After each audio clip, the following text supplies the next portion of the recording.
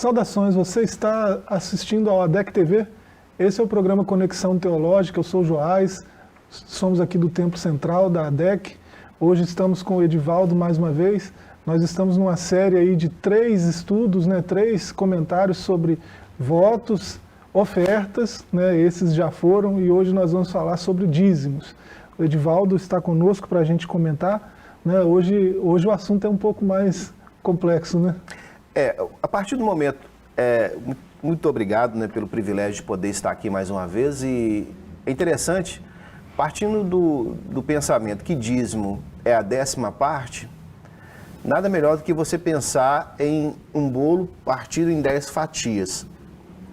O que você vai devolver ao Senhor, daquilo que Ele já te deu, e como em relação ao voto e às ofertas, Deus está requerendo de nós só o que Ele já nos deu, então Ele quer de 10 fatias, Ele quer uma fatia. Não para Ele, porque Ele não precisa, mas como forma de honra e gratidão ao Senhor e para manutenção da obra dEle. E a obra do Senhor, ela vai muito mais do que uma denominação, Ela abrange muito mais do que isso. E quando você percebe isso, que você tira a 10ª parte daquele saldo líquido, não é o saldo bruto, Por exemplo, se você é um empresário, você tem uma empresa, você não vai tirar 10% do faturamento bruto.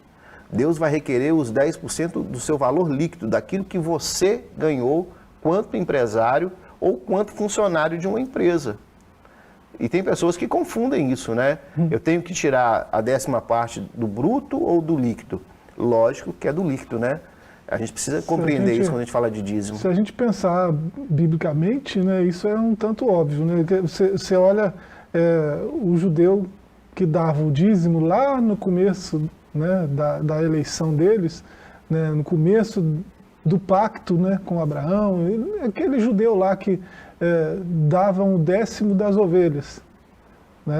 Ele dava uma ovelha quando ele tinha a 10ª, quando ele tinha as 10.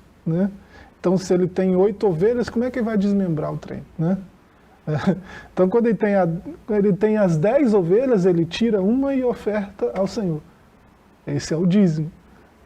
Então, é lógico que é o líquido. Eu vou dar quando eu tiver 10. Então, eu não vou dar do bruto, eu vou dar do líquido.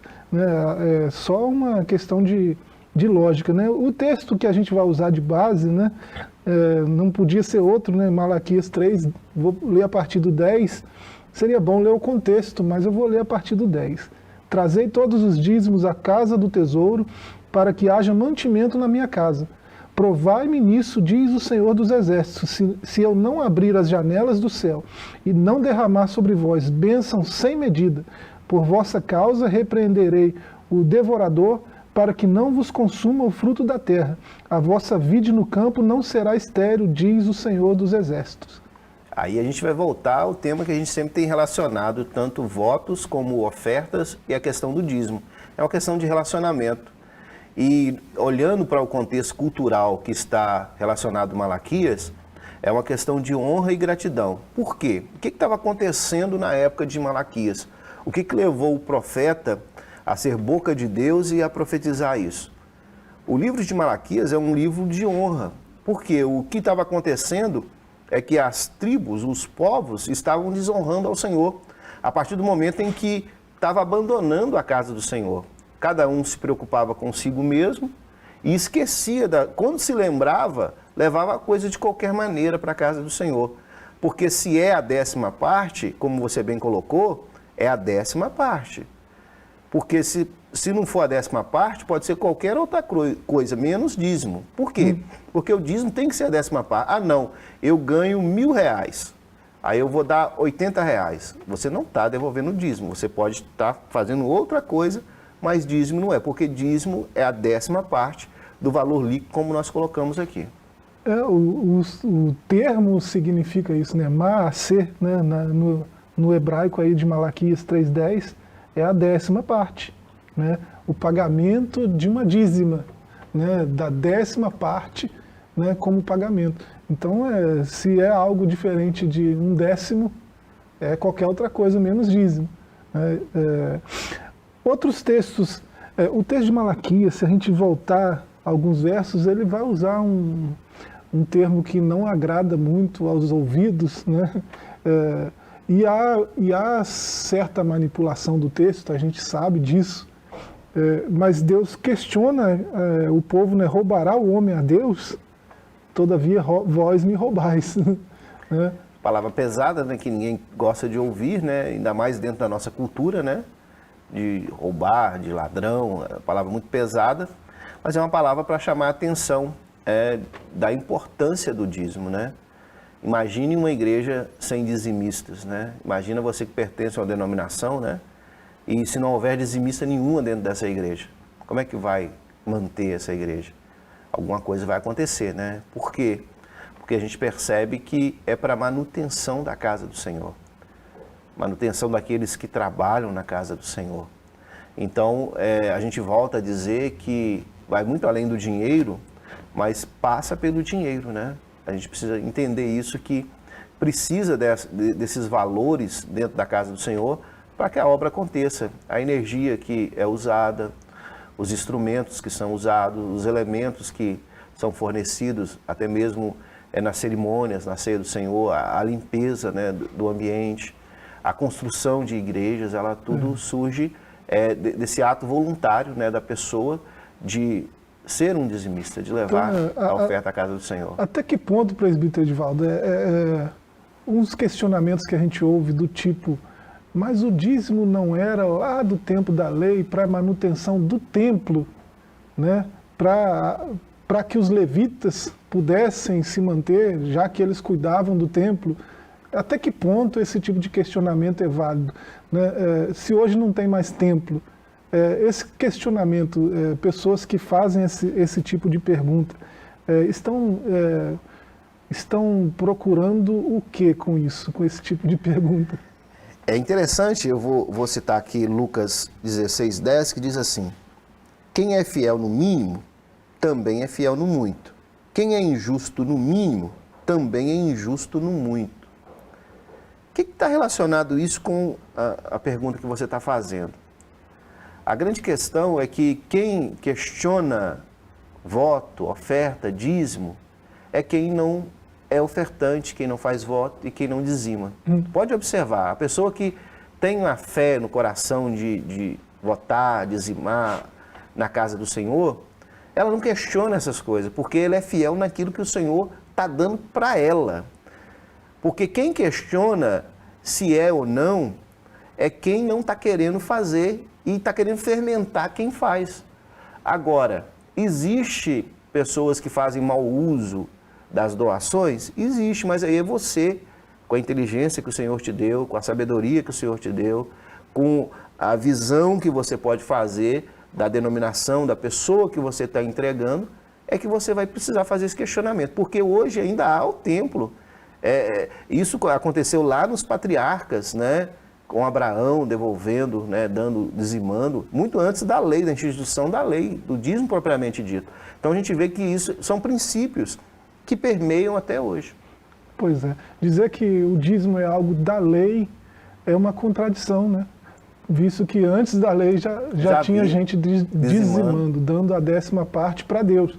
Né? Você vê quando Abraão dá a 10ª parte para Melquisedeque, né? Ele entende que está dando aquele dízimo para Deus. Não para Melquisedeque. Ali, e nem é um levita. Não. Né? Rei de Salém. Aí você vê o filho dele fazendo a mesma coisa com o irmão, né? Ele prometeu ao Senhor, eu vou, se o Senhor me abençoar, se acontecer assim, assim, né? A gente falou isso no primeiro programa sobre votos,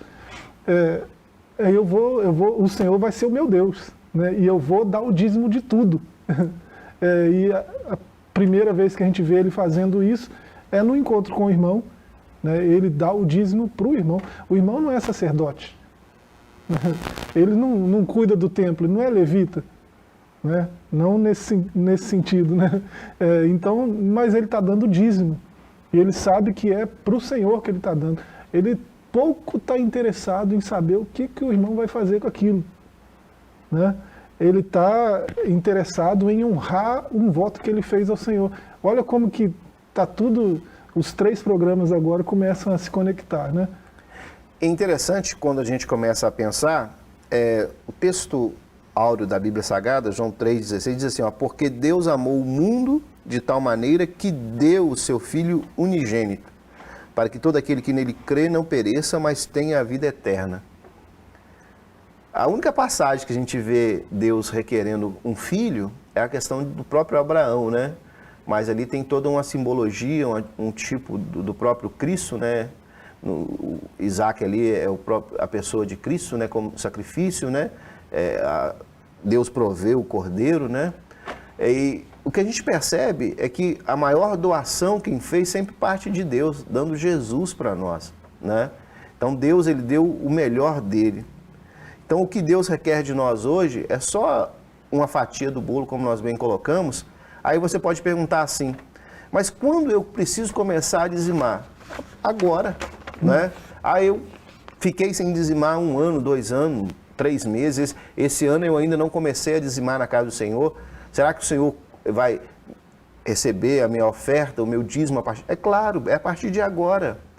O que passou, passou. Aí você precisa então entender o valor espiritual do dízimo, que nós estamos dizendo sempre que você não pode ver o dízimo só como dinheiro, você tem que ver como algo espiritual.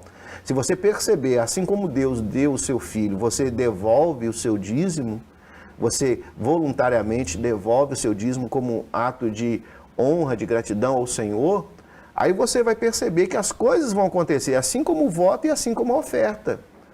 É algo mágico, é algo que eu não vou ter problema, é algo quando se eu der o dízimo, né, como alguns dizem, né, o migrador, o cortador, o devorador, não vai entrar na minha... Não, não é isso que a Bíblia está dizendo. A Bíblia está dizendo que você está honrando ao Senhor, você está sendo grato ao Senhor por aquilo que Ele já fez.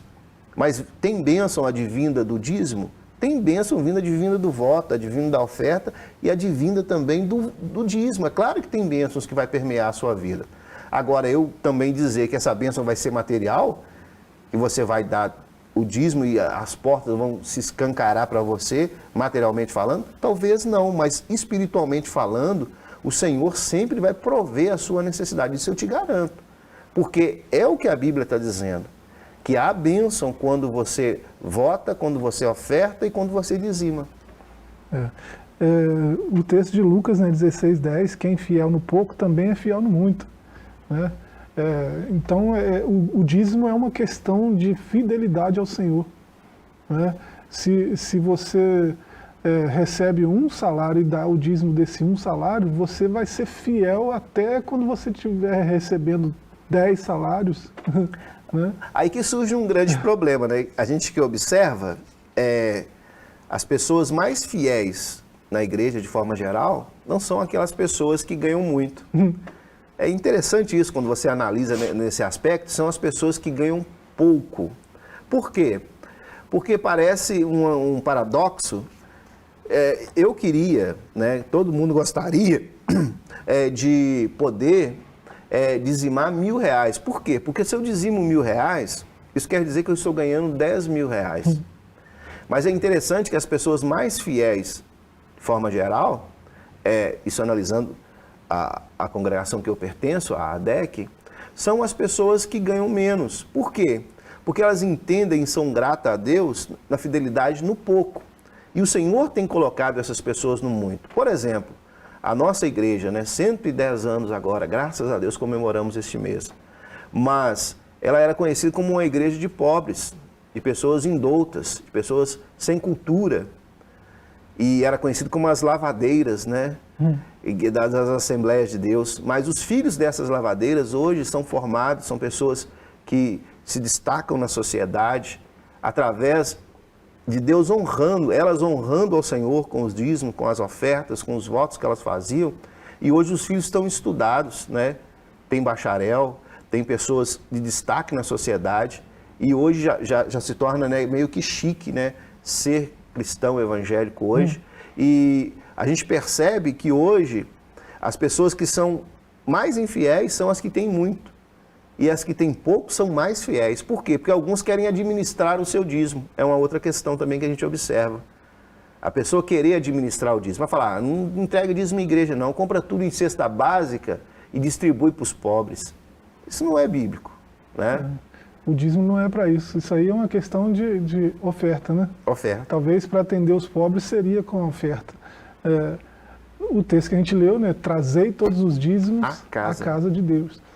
Então, a casa de Deus hoje é a nossa congregação, né? No meu caso, o templo central da ADEC, no seu caso, o templo lá no Santa Cruz, né? E assim, no momento que o presbítero Edivaldo está lá, né? Lá tem uma necessidade de um uso da energia da CEMIG, né? Da CEMIG. Tem a necessidade de um uso da água da Copasa. Alguém paga essa conta.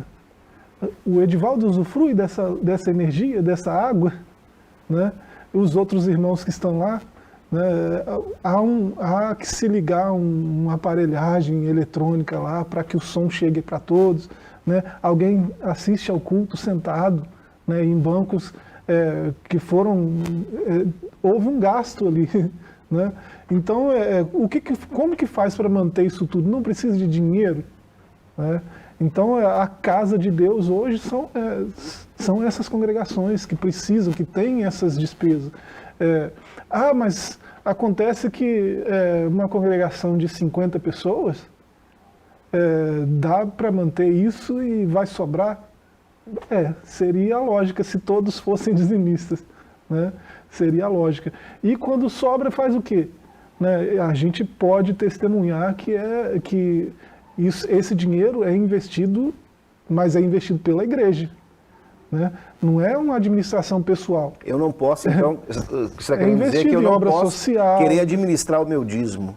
Pois é. Seja ele R$100, seja ele R$1.000, seja ele R$10.000, eu não posso administrar o meu dízimo. Ele é para a igreja. Ele é para a igreja. É isso que a gente sempre diz, né? Você precisa fazer parte de uma igreja séria, de uma denominação séria, aonde você tem liberdade de conhecer as finanças da igreja.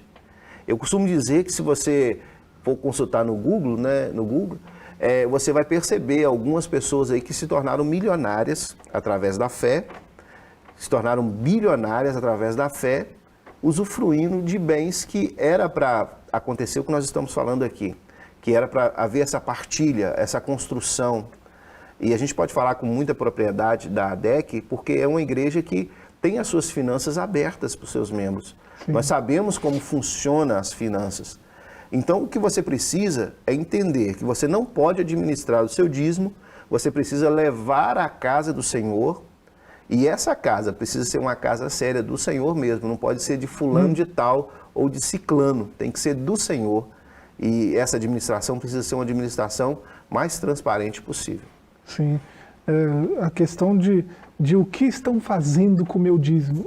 Talvez eu não devesse fazer essa pergunta, né? Na verdade, não. Porque o meu dízimo é para Deus, né? Eu tenho que ter essa consciência. Quem administra isso aí, é lógico que a sua responsabilidade, esses que você acabou de citar, a gente não vai falar o nome por questão ética, mas são conhecidos de todos, né? São teleevangelistas aí famosos, né? Conhecidos mundo afora, e que têm muito dinheiro, e nem sempre esse dinheiro vem da igreja, né? Nem sempre esse dinheiro vem de trabalho honesto, né?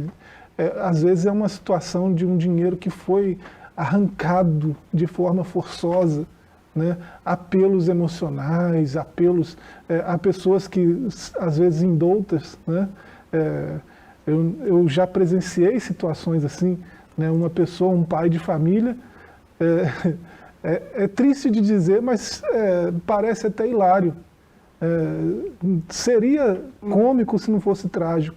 Um pai de família, no dia que recebeu o seu pagamento, passou numa reunião dessas, numa congregação dessas, e saiu de lá sem o seu salário. E perguntado pela esposa, não soube dizer como. Mas o que aconteceu aí? Né? Como que alguém vai para um culto e sai de lá sem o dinheiro na carteira e não sabe como isso aconteceu? Né? Foi assaltado dentro da igreja? Como assim? Né? Às vezes o termo é esse mesmo, né? Assaltado. Deus nos livre dessas coisas, e aqui perto de nós, graças a Deus, a gente não vê isso acontecendo, né? No dia que isso acontecer, nós seremos os primeiros a denunciar, né? Porque isso não cabe no reino de Deus coisas desse tipo, né? Isso é absurdo de se pensar, de se imaginar coisas assim, né? Então a gente está falando de dízimo de forma muito séria, e a gente entende que o dízimo é do Senhor. Se alguém está fazendo mau uso disso, vai prestar contas com o Senhor. Quem deu o dízimo, aquela viúva que tirou, né, do pouco que tinha e entregou, confiando que está entregando para o Senhor, se isso for mal administrado, alguém vai prestar contas, e eu não queria estar na pele desse alguém, né? Então esse é o ponto.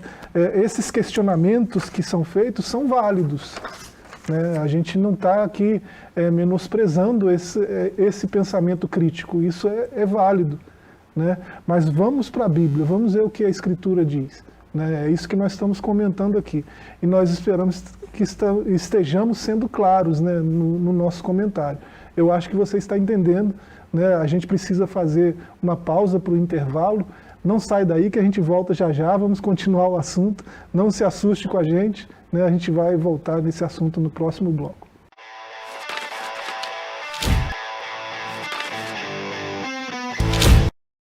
Voltamos com a DEC TV, você está assistindo Conexão Teológica.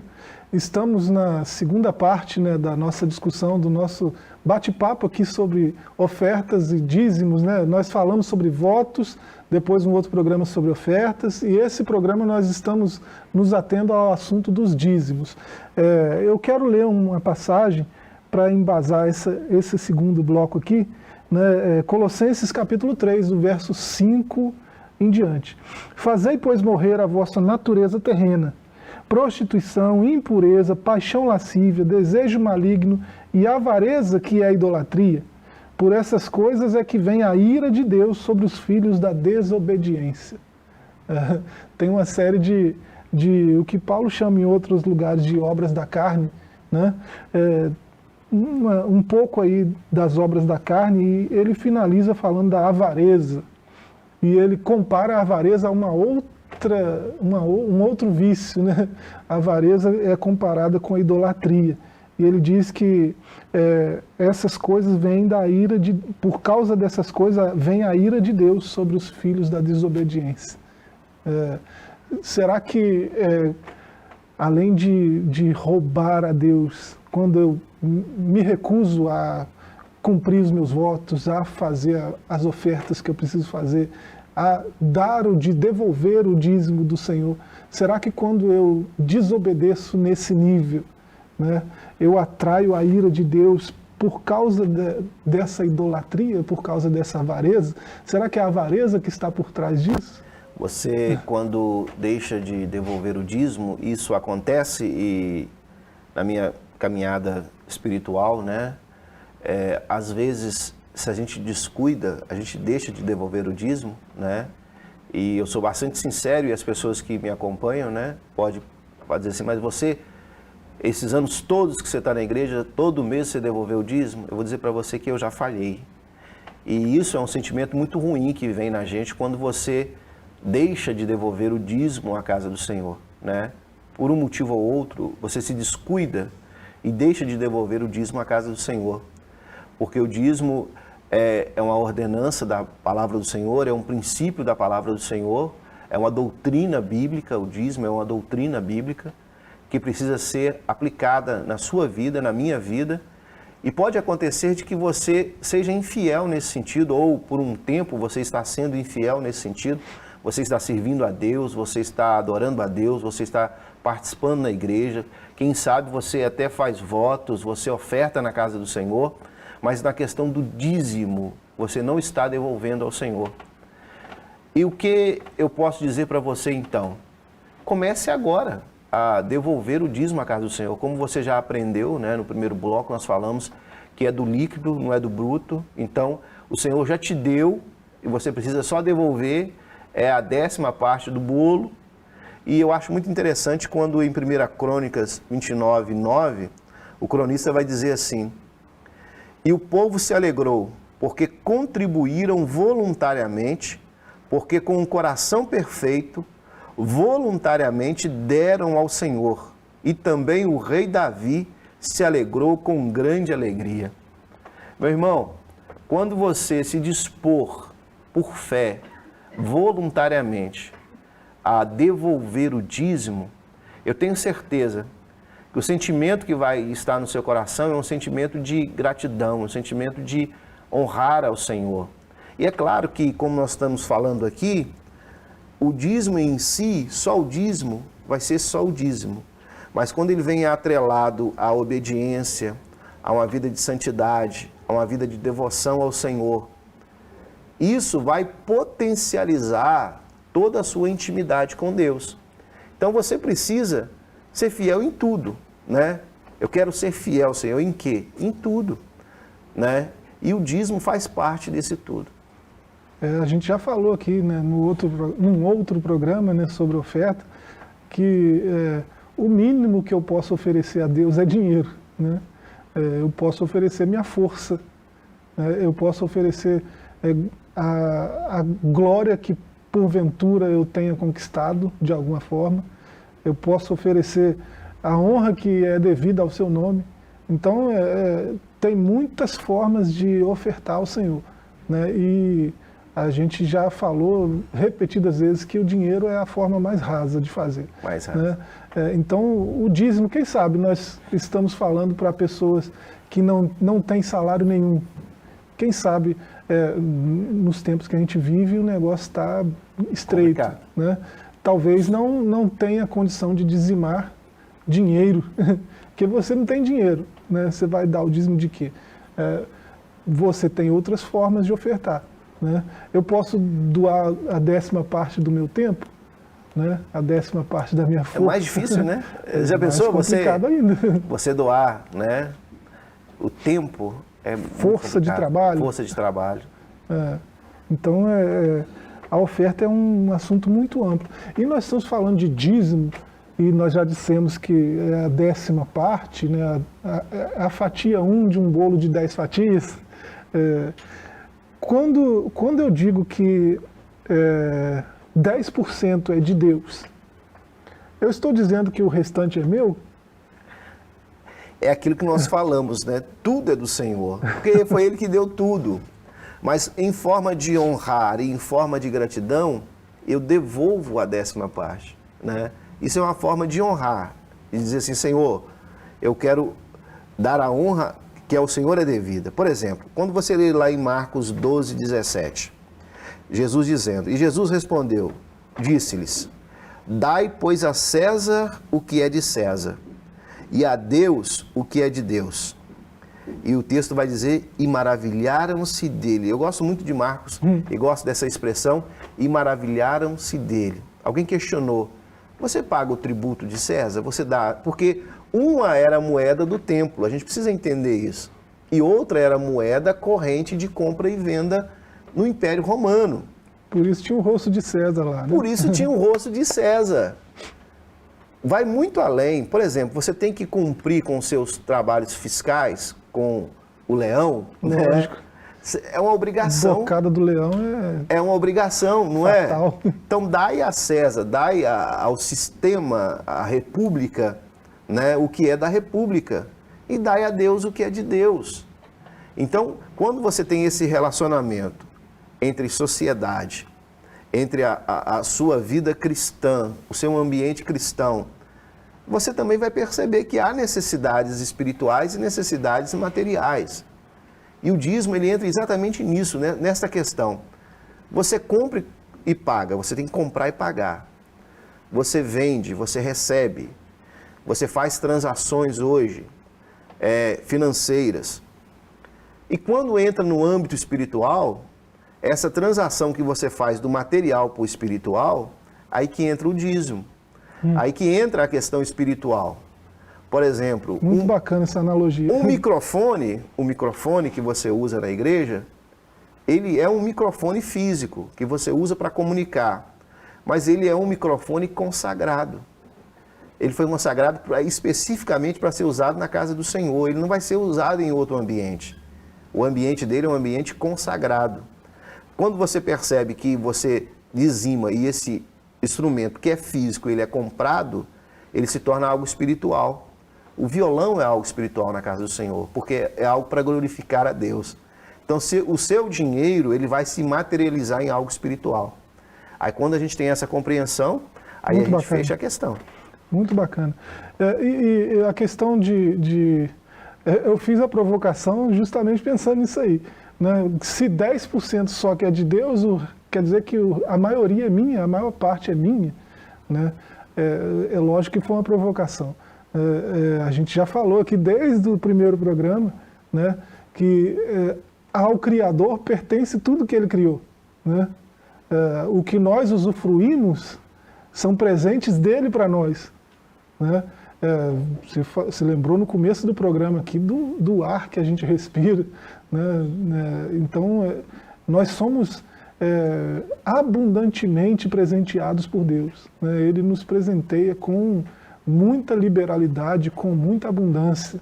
Então, é óbvio que quando eu estou devolvendo a 10ª parte, não é que o restante é meu, eu estou devolvendo a 10ª parte de tudo que Ele me deu. Né? Então, tudo continua sendo dele, eu continuo sendo um administrador das coisas que ele dá. Né? E será que aquele texto que a gente leu de base, né? Fazeis, pois, morrer a vossa natureza terrena. E ele vai fechar falando de avareza, e vai falar de alguns vícios e vai terminar falando de avareza. E será que fazer morrer a nossa natureza, será que o ato de ofertar, o ato de dar o dízimo, né, e quem sabe até falando de votos, né, de uma forma mais ampla, eu ser um dizimista, será que esse ato de dar o dízimo não é um exercício nesse sentido de que o apóstolo fala, de fazer morrer a nossa natureza carnal, né, natureza terrena? No tocante ao sistema que nós vivemos, eu volto a falar que o nosso sistema é capitalista, né? Eu acho que a maior atitude de fé, se a gente podemos denominar assim, você que está me ouvindo, uma atitude de fé, ou seja, é quando você tira a parte material, transforma em espiritual. Transforma em espiritual. Eu acho que a maior atitude de fé, a maior atitude de fé é quando você tira algo ali, por exemplo, e para cada um pesa de uma forma. Por exemplo, para aquele que ganha 10 mil reais, tirar R$1.000 para dizimar, não é diferente daquele que ganha R$1.000 e tira R$100 para dizimar. Por quê? Porque o que ganha 10 mil reais, ele tem uma condição de vida de 10 mil reais. E o que ganha R$1.000 tem uma condição de vida de R$1.000. R$1.000, né? R$1.000. Então o que acontece? Acontece que vai ser uma atitude de fé de todos os dois. E como nós já percorremos e ensinamos, eu tenho que trazer à casa do Senhor. Tanto o que ganha 10 mil como o que ganha R$1.000. Então a gente percebe que é exatamente isso que o Senhor requer de nós, uma atitude de fé, demonstrada em algo material que vai se tornar espiritual. Eu conheço pessoas de tanta fé, que eu estou pensando numa pessoa específica, não vou falar para não constranger, porque eu sei que não gosta desse tipo de divulgação. Mas eu conheço uma pessoa que fez um voto bem específico, de que daria 15% se ela tivesse algo de Deus que ela propôs no seu voto. E Deus cumpriu a parte dele e ela tem há mais de 10 anos cumprido a parte dela, né? Então você pensa numa fé inabalável. Inabalável, Né? né?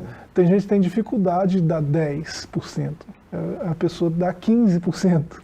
Ela não está dando o dízimo, né? Ela dá o dízimo e acrescenta uma parte a isso, né? como voto que ela fez. Né? A gente falou aqui que o dízimo é 10ª parte, né? Eu não estou falando aqui que a gente deve fazer isso, dizimar 15%. Tem o dono da Colgate, né? Tem a história dele, tá na rede social, né? Que chegou a ponto de dar 90% e ficar com 10%, né? Olha então tem histórias, e a gente não está dizendo para ninguém fazer isso, porque é a 10ª parte, né?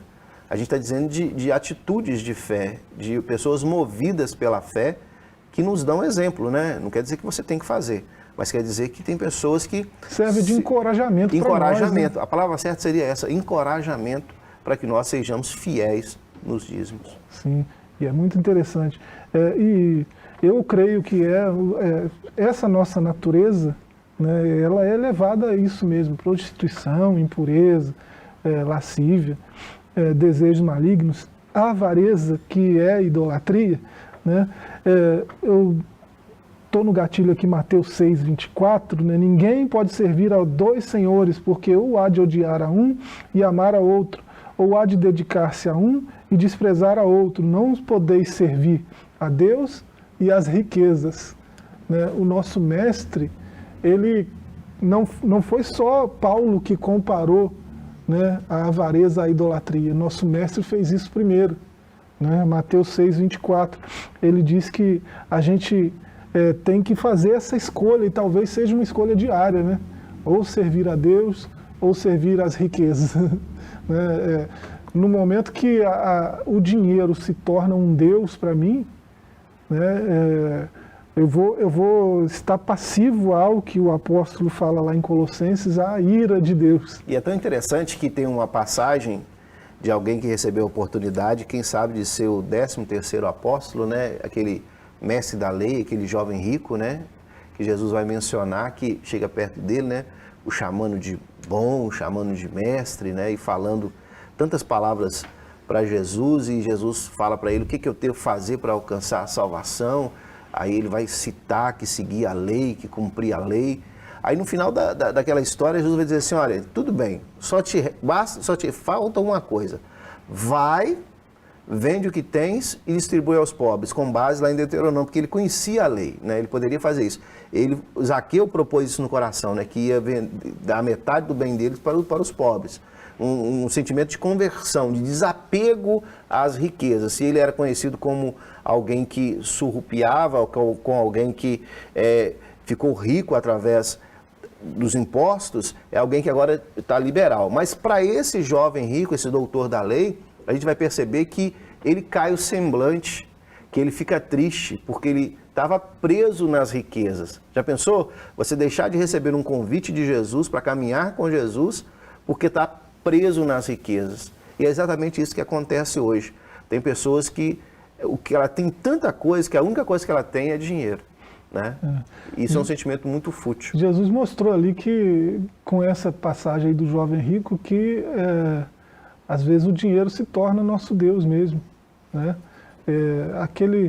Ele disse que cumpria, né? Isso aí, honrar pai e mãe, servir só a Deus, né? Honrar, não matar, não roubar, isso aí eu faço desde menino, né? Desde que eu me entendo por gente.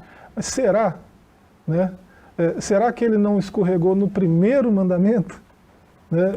Parece que é o que Jesus está denunciando aí. Você cumpre tudo isso aqui desde pequeno? Vamos começar pelo primeiro, começar pelo começo, né? Eu sou o Senhor teu Deus, não terás outros deuses diante de mim. Esse é o primeiro mandamento. Aí Jesus propõe, né? Vamos propor um exercício para provar esse primeiro mandamento.